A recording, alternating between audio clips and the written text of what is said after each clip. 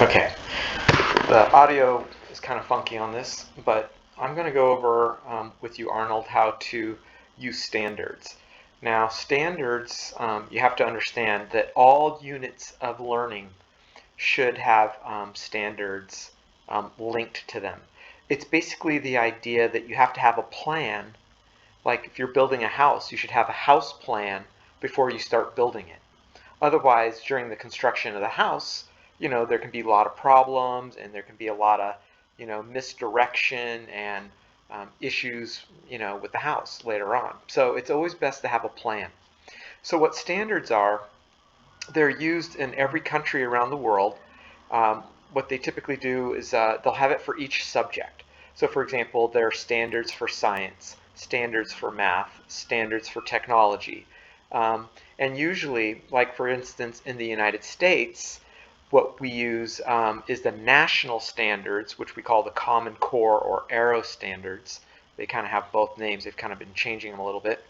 And then each state or school can kind of choose additional or extra standards they want to make it more tailored, the education experience more tailored to the area that you are in. For example, you might have, but there doesn't exist, but there might be standards for education for math, English, reading, science in West Africa, but then Burkina Faso will use those and add some extra standards for the students living in Burkina Faso so they can have a more tailored learning experience. And so every country has their own standards. For example, the United States has Aero Common Core. England has the A standards or the G something whatever. They have their own standards. The IB curriculum has their own standards. So everyone, you could be a country or an organization like IB, or it could even be, AP for the United States Advanced Placement. They also have their own standards. So everybody kind of has their own standards that you use. Now, in teaching technology internationally and even in the United States, they're pretty much, I've been in this business for 16 plus years. Me and all my colleagues that I work with and have worked with in other schools and still stay connected with that teach technology, we all use ISTE standards. And it stands for Science and Technology and Engineering or something like that. Now, they've changed through the years. So what I recommend that you do is you'll see if you go to their website, ISTE.org, you can go to standards and they have them for students, educators, leaders, coaches, for all the different groups. And the idea is that you will use these as the foundation of what you want to teach. Now, sometimes you have an idea that you want to do already, like the media course for middle school. And, you kind of thought of the idea first, and then you look at the standards to see which standards apply to the unit. And you don't have to use all of them, but the idea is that for the ISTE standards, within the year or within the time period that you see your students, you want to cover all the standards. Now, I think there's 7 standards for technology, and we'll look at those in a second. But really what you want to do is either you can forward plan or backward plan. It doesn't matter really. But in the case of your courses, you're going to backwards plan because you already have the unit. You already know what you're going to teach. You just need to connect the standards. So that way when your administrator or the parents ask, what's the overall objective of your course, you can point to the standards and say, this is what I'm actually teaching them. Okay? And that just makes sure that all the teachers around the world agree on certain standards so all the students move forward together. Now, if we look for students, the standards for ISTE, and I've shown you this once before, there's really 3 terms that you will use. But you will probably only use one of them, but there's really 3 of them. There's something called strand, which you'll notice the very first part of the word standard is strand, or that's standard, but if you were to add an R in there, it'd be strand. Strand is what subject is it? So the strand that you're looking at is technology. Next, what comes is the standards. Now, you'll notice ISTE has, I think, 7 standards. So you want to teach all 7 of these within 1 year. Now, you don't have to fully cover it. You just have to, touch on it. You don't have to, and I'll show you in a second.